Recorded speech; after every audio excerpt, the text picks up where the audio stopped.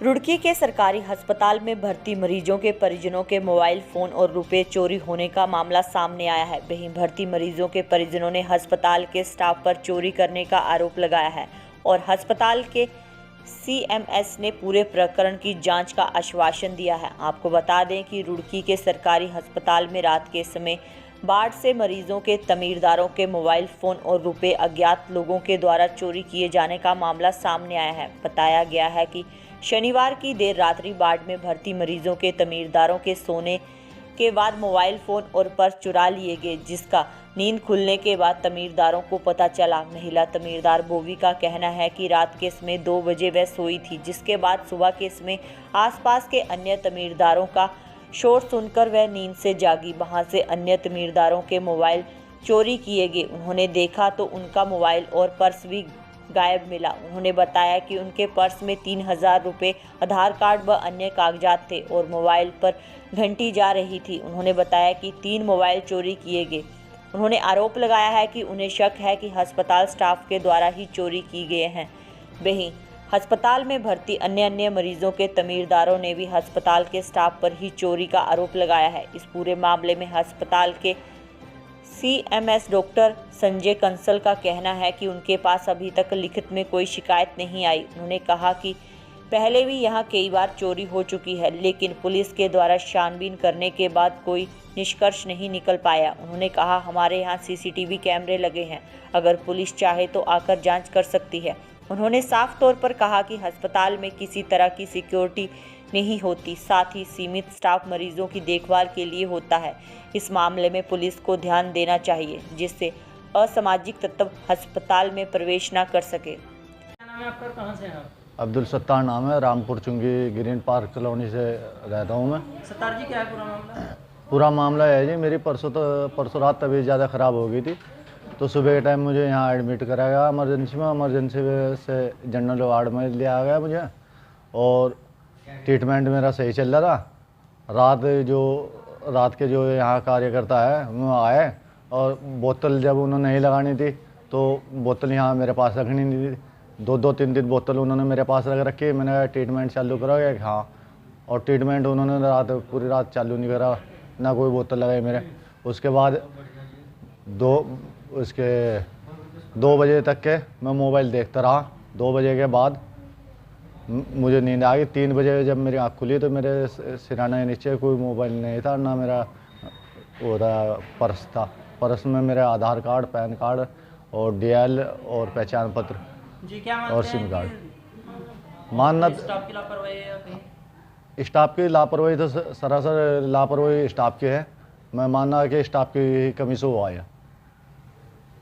किसी के ऊपर कोई शक है? स्टाफ के ऊपर शक है मुझे, क्योंकि मैं स्टाफ के कमरे के पास जाके देखा और यहाँ से घंटी लगवाई तो वहाँ स्टाफ के पास जो गेट के पास वहाँ घंटी बज रही थी।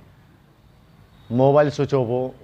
दोबारा मैं यहाँ आया, मैंने किसी ने फ़ोन करा गया, अखाम ने अपने नंबर पर फ़ोन करा तो वहाँ पे एकदम स्विच ऑफ हो गया। और जब यहाँ के मरीजों का सामान चोरी हो रहा तो इनका सामान क्यों नहीं चोरी हो रहा? जनरेटर भी रखे, यहाँ सिलेंडर भी रखे, हर चीज़ रखी। क्या मरीजों के सामान चोरी होना था यहाँ? जी, क्या है पूरा मामला? वो भी जी, क्या है ये पूरा मामला?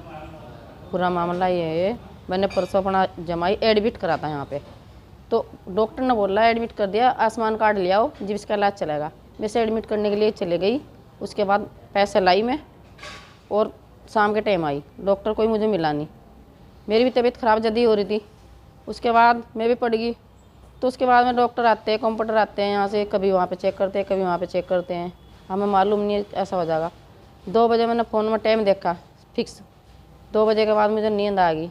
दूसरे भैया ने उठाया फ़ोन। अब भैया फ़ोन ही नहीं, हमारे यहाँ फ़ोन गायब हो रहे। मैंने कहा मेरा भी फ़ोन था यहाँ, मेरी भी किट गायब होगी। मेरी किट में फ़ोन, 3000 रुपये और आधार कार्ड और बिजली का बिल।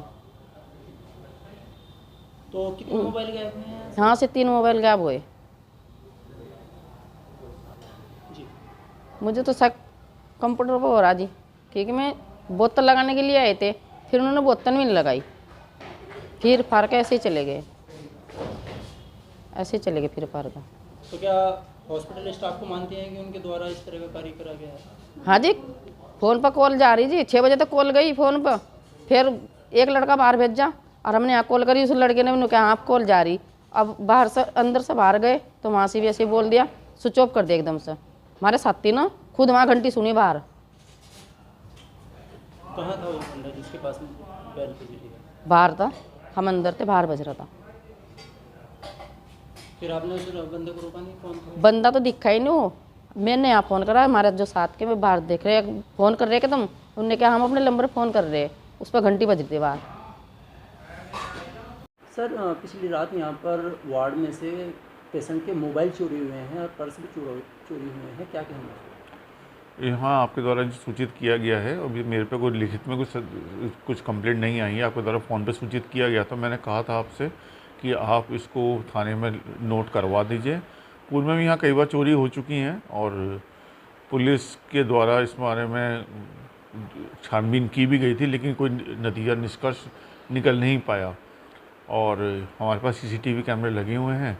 अगर आपको वो पुलिस को देखना होगा, वो भी वहाँ पर जांच पड़ताल कर सकती है। पिछले काफ़ी समय से लगातार हॉस्पिटल के अंदर चोरियां हो रही हैं, मरीजों के साथ में इस तरह की मोबाइल चोरी की घटनाएं एक आम सी बात हो गई है। क्या कारण मानते हैं सर कि सरकारी हॉस्पिटल में इस तरह की वारदात हो रही है? अभी तो खैर साल भर से तो कोई चोरी नहीं हुई थी। 1 साल पूर्व में यहाँ पे मोबाइल और पैसे चोरी हुए हैं 1-2 पेशेंट्स के।